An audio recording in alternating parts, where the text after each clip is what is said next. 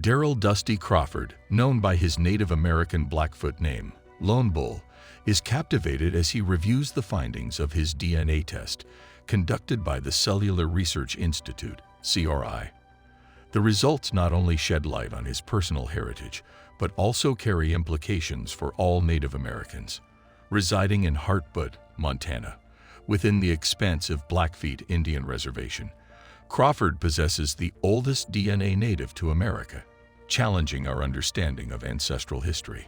The remarkable aspect of Crawford's test lies in the unprecedented depth to which CRI scientists traced his genetic history. The company asserts that such a comprehensive exploration into the past has never been achieved before. This breakthrough has the potential to reshape our perceptions of human history in the Americas.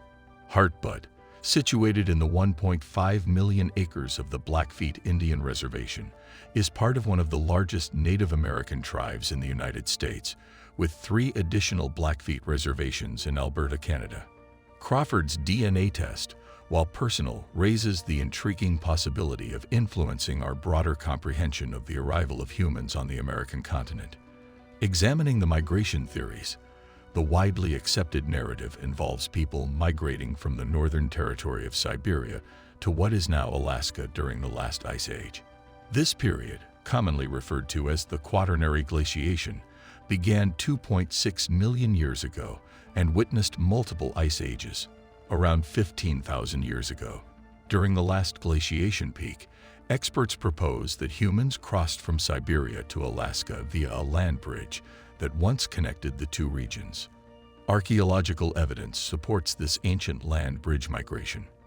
For instance, the discovery of skeletons of 2 children in central Alaska, dating back 11,500 years, provides mitochondrial DNA matching that of contemporary Native Americans, although the ancient land bridge is now submerged. Genetic connections suggest that settlers spent enough time near it for genetic diversity to emerge.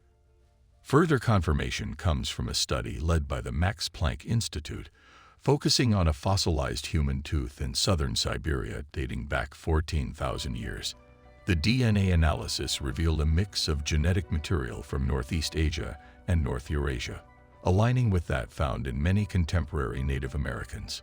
While the land bridge theory is prominent, alternative theories exist, as outlined by journalist Simon Worrell.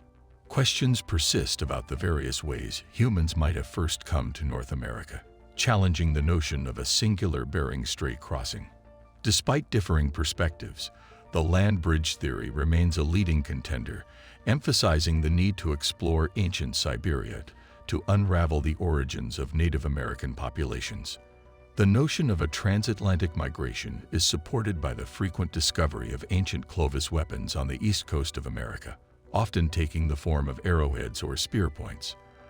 These artifacts exhibit a notable resemblance to weaponry found in Spain and southern France, suggesting a potential seaborne route.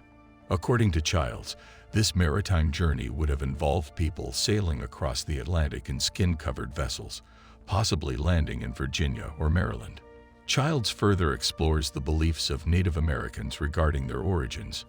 Some tribes hold the belief that the first people emerged from the ground, a narrative present in creation stories throughout the Americas.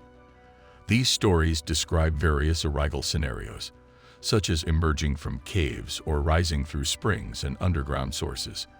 Childs emphasizes that the arrival of the first people was not a singular event, but rather involved multiple groups with different languages and technologies arriving at different times from various directions. While individuals like Darrell Crawford turned to DNA testing to uncover their ancestral past, this modern technology is not exclusive to a particular background. Many people from diverse backgrounds use DNA testing to reveal truths, confirm or refute parenthood, and explore familial connections. The process involves collecting blood or saliva samples from individuals, which are then analyzed to identify genetic similarities, providing insights into their heritage. In Crawford's case, the decision to take a DNA test was influenced by his brother, Alvin Willie Crawford, who had a keen interest in heritage. Unfortunately, Alvin passed away before seeing the results.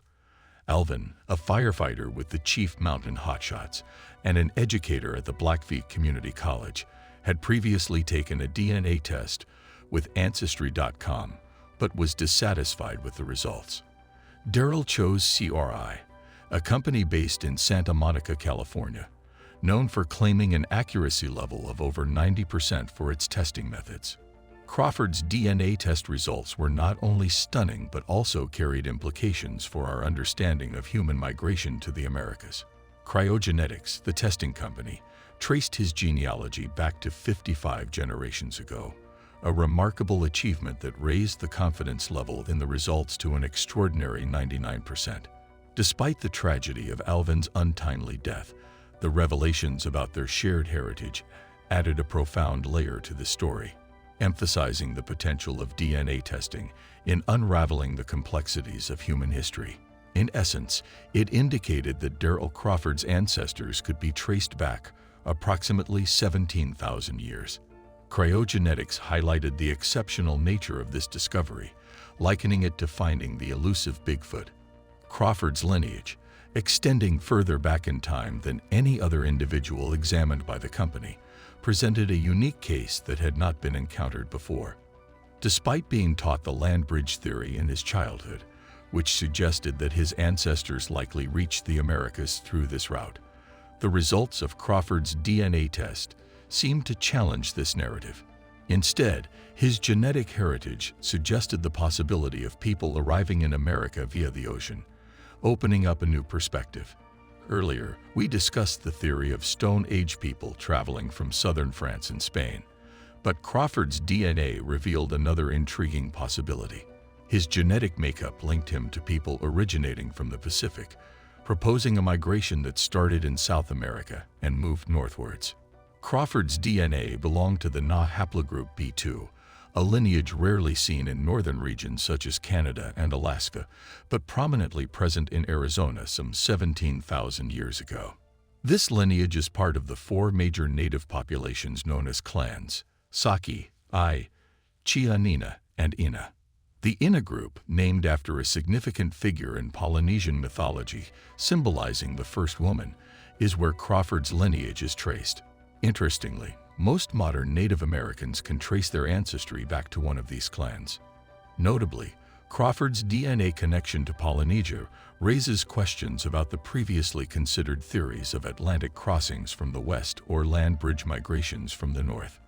Cryogenetics acknowledged the mystery surrounding the path of this Native American line, emphasizing its exclusive presence in the Americas, particularly with a strong frequency peak on the eastern coast of North America.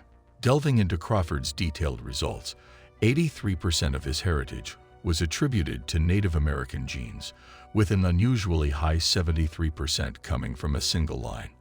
Additionally, the test revealed that nearly 10% of Crawford's DNA had European origins, just over 5% from East Asia, specifically Southern Han Chinese and Japanese, around 2% from South Asia, and a small amount, less than 0.25%, from Sierra Leone in Africa. Encouraging his fellow Native Americans to undergo DNA testing, Crawford believes that genetic analysis has the potential to transform our understanding of the first humans to settle in the Americas. However, he also cautions that test results may unveil unexpected truths, emphasizing that nobody is truly of full blood. Subscribe for more updates.